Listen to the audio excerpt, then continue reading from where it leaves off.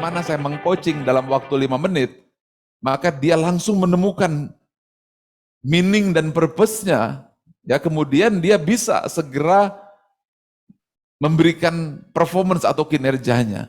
Nah, banyak sekali orang-orang yang masuk tidak punya, seperti saya nih. Saya dulu ASN, dulu ya, 25 tahun lalu, bukan sekarang. Jadi saya berhenti, saya dipanggil sama dosen, sama direktur saya, Ari, umur saya masih umur 23 saat itu. Kamu tahu, ya gimana?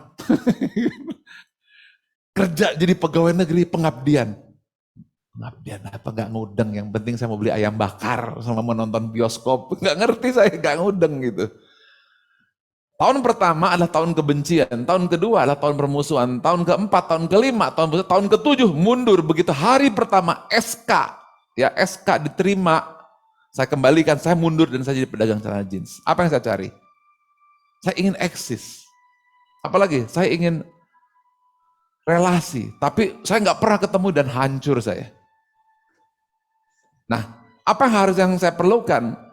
Mereka harus mampu menemukan grand why-nya. Dan tentu di sini sekarang level, misalnya level direktur atau direktur -1, -2, yang menangani langsung milenial harus punya kemampuan sebagai meaning maker. Jadi pemimpin di OJK IJK harus menjadi meaning maker, apalagi OJK Institute.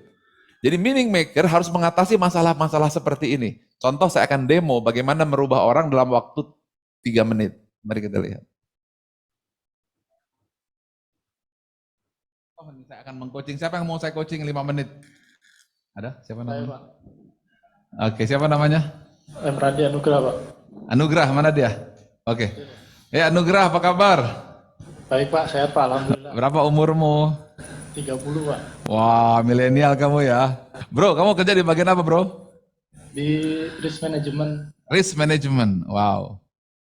Jabatanmu apa? Staf analisis risiko. Wow, staf analisis risiko. Keren, cool.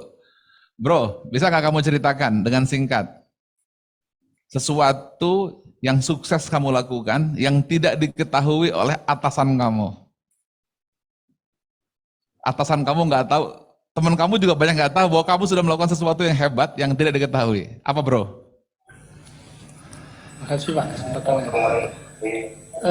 Mungkin ini, Pak, selama ini terlibat di tim-tim yang membawa nama Busri untuk meraih award di risk management. Tolong jelaskan kepada saya, di posisi kamu hari ini, dalam 1 tahun ke depan, hal apa yang ingin kamu lakukan perubahan? Perubahan apa yang kamu akan buat? Sesuatu yang ingin kamu lihat setahun ke depan yang bisa kamu lakukan? Yang bermanfaat untuk Pusri.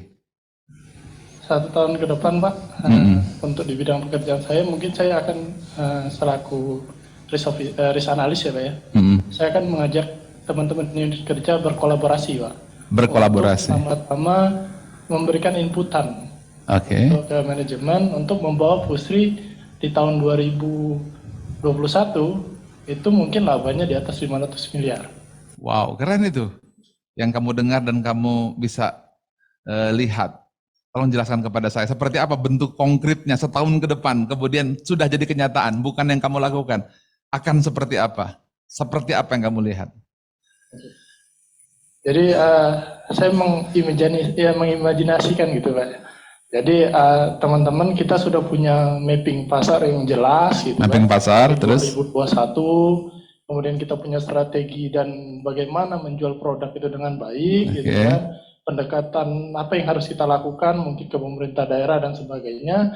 Nanti di 2021 di semester 1 insya Allah sebenarnya grafik kinerja Busri itu sudah makin membaik gitu, Pak.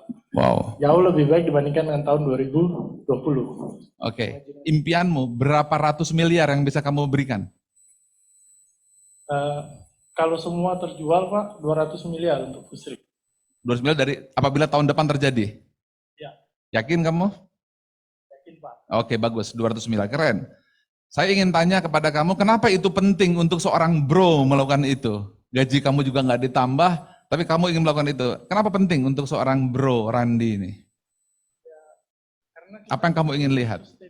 Kenapa? Kita ingin melihat Busri terus ada, Mm-mm. merupakan pionir pupuk pertama. Jadi saya berharap Pusri menjadi perusahaan yang tetap ada hingga selamanya dan menjadi perusahaan yang membuat para milenial nyaman untuk berada. Oke, cool. Keren ya. Jadi kamu merasa nyaman. Dan ketika itu terjadi, apa yang ingin kamu lihat? Mungkin saat itu atasan kamu memberikan penghargaan, suasana apa yang kamu lihat saat itu, bro? Yang kamu dengar, bro. Tolong kamu lihat, kamu sudah ada di tahun itu, yaitu tanggal 8 September 2021. Ya, kamu dapat 200 miliar. Oke, kamu persembahkan ke CEO. Apa yang ingin kamu lihat, kamu dengar, kamu rasakan? Kasih tahu saya, bro. Mungkin ini Pak. Yang kamu rasakan, bro. Ya, yang pasti Saat itu. Pak, sangat bahagia dan luar biasa gitu Pak. Apalagi bangga. Justru sebenarnya keberhasilan ini bukan keberhasilan saya pribadi, karena keberhasilan semua rekan-rekan yang ada di Pusri. Wah, cool, bro. Kenapa kamu merasa bahwa itu penting untuk seorang milenial seperti kamu, bro? Ya, karena milenial itu sebenarnya orang-orang muda yang ingin diapresiasi gitu Pak. Diapresiasi. Yang diberi ruang gitu kan. Oke, saat itu kamu dapat apresiasi. Apa yang kamu rasakan, bro? Ya, luar biasa Pak gitu Pak. Oke. Hargai dan dilihat oleh semua orang. Cool. Terus apa lagi yang kamu bisa rasakan? Ceritakan, bro Randy. Ya, Apa yang kamu lihat saat itu? Yang kamu dengar? Ada siapa di situ? ada semua CEO, CEO. Ada siapa di situ? GM, GM terus? seluruh karyawan dengan senyum yang bahagia. Tolong cerita, bro. Bagaimana apabila orang tuamu tahu, temanmu tahu? Apa yang kamu rasakan, bro? Bro Randy. Ya, orang tua pasti bangga Pak. Seperti apa bangganya? Rasakan, bro. Ya, karena dia pasti akan cerita. Seperti apa cerita yang kamu lihat, bro? Dia cerita ke orang-orang gitu, bahwa sebenarnya anaknya berhasil. Apa yang kamu lihat, bro? Jadi peran penting untuk perusahaan. Ceritakan, bro, apa yang kamu lihat? Saya lihat Pusri menjadi anak perusahaan pupuk nomor 1 gitu, di holding. You will do it, bro. Bro, I will do it. you will do it, bro. Yes. I will do it Pak. Hari ini kenyataannya dari 1 sampai 3. Skala berapa, bro? Sekarang kenyataan hari ini. Tadi kan impianmu. Sekarang berapa yang belum kamu kerjakan, bro? Saya akan menuju 4 Pak. 4. Kamu akan lakukan itu, bro. Salaman, pegang tangan saya, bro. Julurkan tangan saya. Lakukan itu, bro. Oke, tepuk tangan. Oke. Jadi apa yang saya ingin sampaikan, Pak Agus, Mbak Glory, saya punya skill untuk menjawab permasalahan tersebut yang disebut dengan meaning maker, disebut coaching 3.0, jadi coaching IQ SQ.